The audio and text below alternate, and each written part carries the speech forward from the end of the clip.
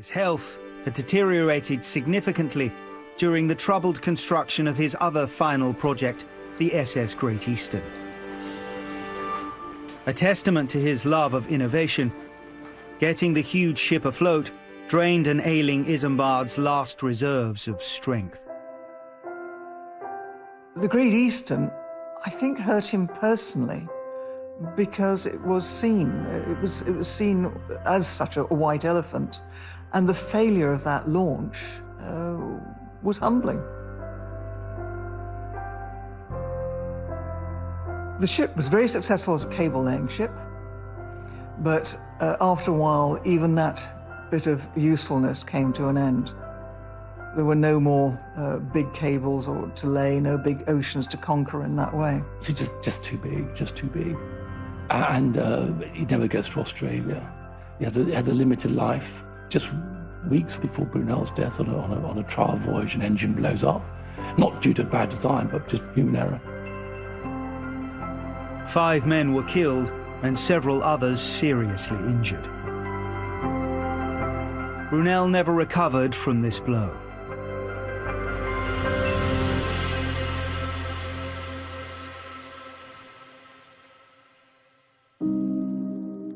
And 6 days after the accident, on the 15th of September 1859, he died, aged just 53.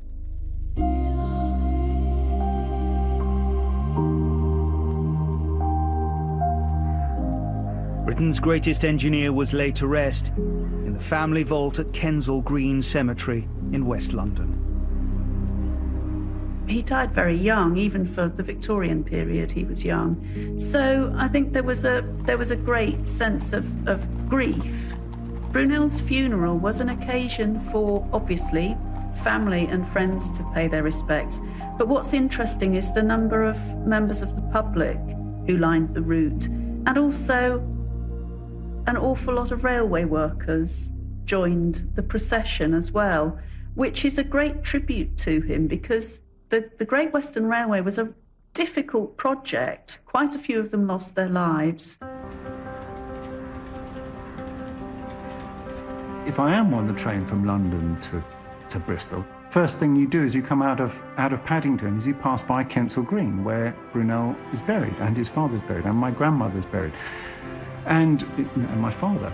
And it fills you with a strange sense of sort of destiny for Isambard Kingdom Brunel, that he should be buried overlooking his creation. The Great Western Railway was just one amongst Brunel's many accomplishments. A body of work that changed Britain. In 1800, if you were an ordinary person living in Britain, you probably would not have seen a steamboat, a steamship, a railway, a steam train, a steam carriage. But in 1850, this has completely changed. The world had become a smaller place in Brunel's lifetime, and he was at the forefront of that.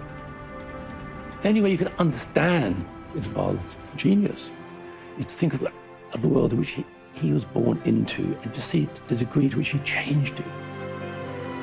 He was a one-man industrial revolution.